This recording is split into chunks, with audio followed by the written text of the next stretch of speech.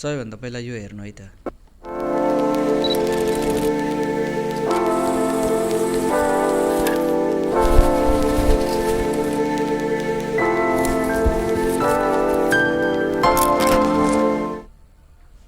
हजुर हो, यो भिडियो इफेक्टहरू जुन यो लाइटिङ इफेक्टहरू छ यो चाहिँ आज मैले तपाईहरुलाई प्रोभाइड गर्न गइरहेको छु। मसँग यसका धेरै लाइटिङ इफेक्टहरू छन् जुन चाहिँ म तपाईहरुलाई प्रोभाइड गर्नेवाला छु। त्यो मध्ये आज मैले यी 10 वटा लाइटिङहरू चाहिँ तपाईहरुको माझ ल्याएको छु। जुन चाहिँ यो 10 वटा छ, यो 10 वटा चाहिँ मैले तपाईहरुलाई चाहिँ आज प्रोभाइड गर्दै छु। र यो प्रिमियर प्रोमा विशेष गरेर वेडिङको भिडियोहरू बनाउनको लागि चाहिँ यो खालका लाइटिङहरू चाहिँ अहिले धेरै प्रचलनमा आएका छन्।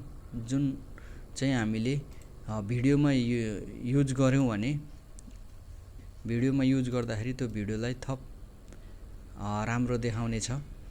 र यो कसरी प्रयोग गर्ने भन्ने कुराको मैले तपाईहरुलाई अलिकति जानकारी पनि दिन गइरहेको छु।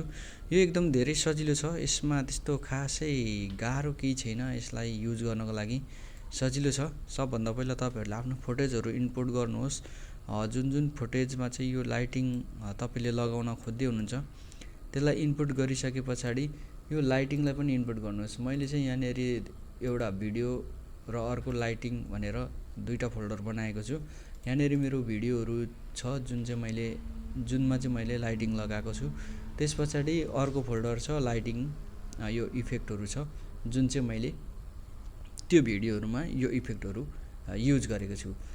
अब यसरी तपाईहरुले फोटोहरू भिडियोहरू यहाँ इम्पोर्ट गरिसकेपछि चाहिँ कुन फुटेज माथि त्यो राख्ने, अथवा यसलाई तपाईहरुले ट्रान्जिसनको रूपमा पनि युज गर्न सक्नुहुन्छ। ट्रान्जिसनको रूपमा भनेको चाहिँ कस्तो हो भने जस्तै मैले तपाईहरुलाई यहाँ जुम गरेर देखाइदिए जहाँनेर यो दुईटा भिडियोहरू जोडिएको छ ठ्याक्कै तपाईहरुले यसको माथि ल्याएर चाहिँ राखिदिनु भयो भने यो ट्रान्जिसनको रूपमा पनि युज हुन्छ।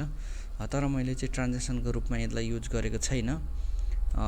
त्यसकारणले मैले चाहिँ यसलाई फुटेज माथि चाहिँ राखेको छु। जस्तो मैले यहाँनेर एउटा यहाँनेर यसलाई ल्याएर राखेको छु। यसलाई यहाँनेर ल्याएर राखेको छु। र अब यसलाई मैले के गरेको छु भन्दाखेरि यो ल्याएर लागिसकेपछि तपाईहरुले सुरुमा चाहिँ कस्तो देख्नुहुन्छ भने ब्ल्याङ्क देख्नुहुन्छ। हेर्नु है, तपाईले सुरुमा यो नर्मल हुन्छ, हो यस्तो हुन्छ। तपाईहरुले सुरुमा ल्याएर राख्दाखेरि यस्तो देख्नुहुन्छ। अब यसलाई चाहिँ कसरी चाहिँ हामीले भिडियोको रूपमा चाहिँ भिडियो पनि प्लस यो पनि आउने कसरी देखाउने भन्ने कुरा चाहिँ तपाईहरुले यो जुन यो मोड छ हैन, यो ब्लाइन्ड मोड छ, यसलाई गरेर चाहिँ तपाईहरुले स्क्रिन गरिदिनु पर्ने हुन्छ क्या। सरी यो तल्लोमा सिलेक्ट भएको छ, यसलाई सिलेक्ट गरेर यो लाइटलाई सिलेक्ट गरेर यहाँ गएर यसलाई चाहिँ तपाईहरुले चाहिँ स्क्रिन गरिदिनु भयो भने अब चाहिँ यो इफेक्ट प्रयोग आयो। अब तपाईहरुले के गर्नु भने सजिलो लागि सबैलाई एक-एकचोटी गर्न त सकिदैन हैन। त्यसकारणले के गर्नु भने सबै लाइटिङहरू चाहिँ कहाँ राख्ने हो सेट गर्नु। सुरुमा सबैलाई सेट गर्नु, त्यसपछि के गर्नु भने यसलाई कपी गर्नु र यसलाई कपी गरिसकेपछि तपाईहरुले अब सजिलो हुन्छ।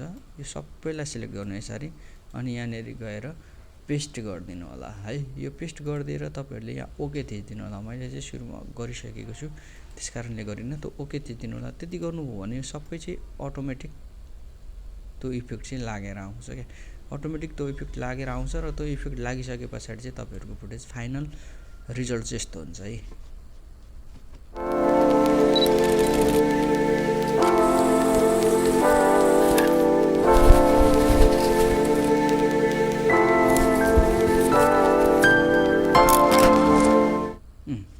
मसँग यो जम्मा 10 वटा फाइलहरू छ। यो 10 वटा फाइल चाहिँ मैले यही भिडियोमा चाहिँ एउटा लिंक छ, त्यो लिंकमा चाहिँ गुगल ड्राइभ हाल्दिने छु। तपाईले त्यो लिंकलाई ओपन गरेर तपाईलाई चाहिएको खण्डमा यो चाहिँ डाउनलोड गरेर आफ्नो प्रोजेक्टहरुमा चाहिँ तपाईहरुले युज गर्न सक्नुहुनेछ।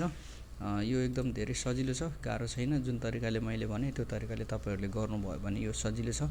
यसलाई प्रयोग गर्नुहुन्छ भने डाउनलोड गर्नुहोस् र आफ्नो भिडियोमा युज गर्नुहोस्।